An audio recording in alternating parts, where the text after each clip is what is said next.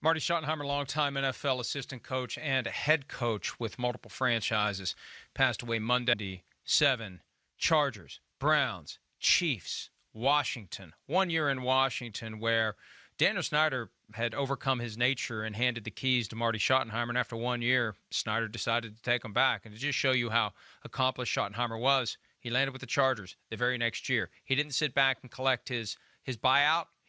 He just kept working. And his last stint with the Chargers was a 14-2 season in 2006. They had the game won. Remember that? Was it Marlon McCree? Was it Marlon McCree who fumbled the ball after an interception, opening the door for the Patriots to steal that game? Yeah. And then Schottenheimer was fired. He had that ongoing feud with A.J. Smith, the GM of the team. You got to have a GM and a coach who get along. And when you have a coach like Marty Schottenheimer, you got to find a way to make it work, because that team was very, very close to being at the elite in the NFL. And frankly, if they had beaten the Patriots that day, they always matched up really well with the Colts. It could have been the Chargers against the Bears in Super Bowl 41, Charean, not the Colts against the Bears.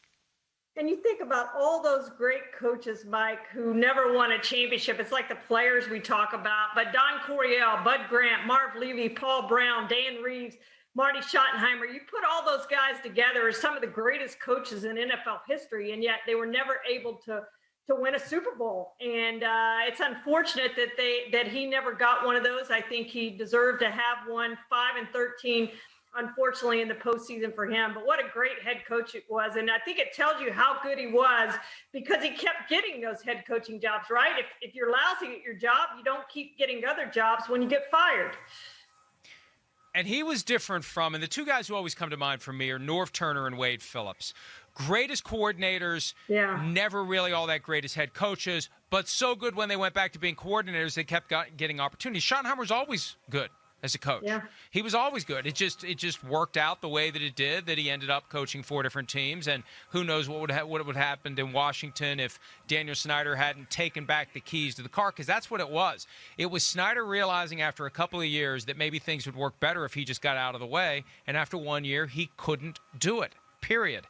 And my favorite Marty Schottenheimer story comes from that year in Washington and then the next year with the Chargers, because Deion Sanders had arrived in Washington in 2000, and when Schottenheimer became the coach, and this was a hard-nosed Oklahoma drills, bull in the ring, the old-school coach, Deion Sanders didn't want anything to do with it.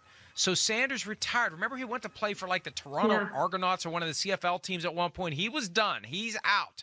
And they worked out a deal where he was able to retire, and he had to stay retired, and he was going to get to keep his signing bonus money instead of having to pay it back. This was just a year after Barry Sanders had to pay back a bunch of money to the Lions. Washington let him keep the money, but he had to retire. So the next year, when Schottenheimer's with the Chargers and the Raiders are putting together a Super Bowl team, and Deion decides he wants to come out of retirement, and I'm going to go jump on this Raiders bandwagon, and Daniel Snyder did him a favor, released him from the reserve retired list. Well, there was a glitch, and it was when I first became aware of the rule.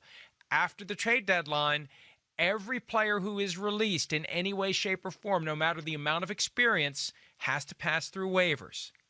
Enter Marty Schottenheimer and the San Diego Chargers, claiming Deion on waivers and preventing him from going to the Raiders. And some were saying when I pointed that out today it was petty. No, it wasn't petty. It was fair. Because Deion Sanders walked away from Washington, kept his bonus money, and now he wanted to walk right back in and go pick the horse that he thought was going to win, and Marty and the Chargers kept it from happening. I loved it then, and I love it now. My favorite, Mike, besides that one, is before that first Browns-Broncos AFC title game, Schottenheimer gave a famous speech called the Gleam, G-L-E-A-M, pregame speech, and he said, "There's a gleam, man, there's a gleam. Let's get the gleam." And players didn't really know what that meant at the time. They're like, okay, let's get the gleam. And it became a rallying cry both for the city and for him. And he later explained that when you see the Vince Lombardi trophy, it has a gleam to it.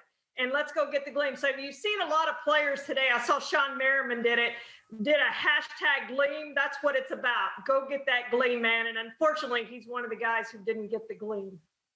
And one of the realities in the NFL with 32 teams and there's only one gleam every year, And when you have the Patriots hogging so many of them over a 20-year period, and you have Tom Brady, wherever he goes, now in position to keep taking them, it makes it hard for quarterbacks. It makes it hard for the coaches. But there's no shame in 200 career victories. 8th all-time on the head coaching win list. 4 different teams that Marty Schottenheimer led during his time in the NFL. 2004 NFL Coach of the Year. Great man, great coach, and we extend our condolences, obviously, to all of his colleagues, his family, his friends, and he's got a legacy that will be part of the NFL lore for years to come, regardless of the fact that he never did actually get the Gleam, Charean. Marty Ball was fantastic. And Charean froze up. There she is. In his 21 years of coaching, Mike, he had 2 losing seasons. That's my favorite Marty Schottenheimer stat. That is amazing. It is amazing, and it is a damn shame that it never worked out. But it just shows you how hard it is to make that path all the way to the top of the mountain. And just because you get close to it or get there one year, there is no guarantee you're ever going to be back there again or even within shouting distance of it. But that doesn't mean you're not a great and accomplished coach, and that's exactly what Marty Schottenheimer was. Just look around Twitter today and see the outpouring of love and memories and stories about Marty Schottenheimer. That's it for today's PFT PM. We'll see you back here again tomorrow afternoon at 5 Eastern. Have a great evening.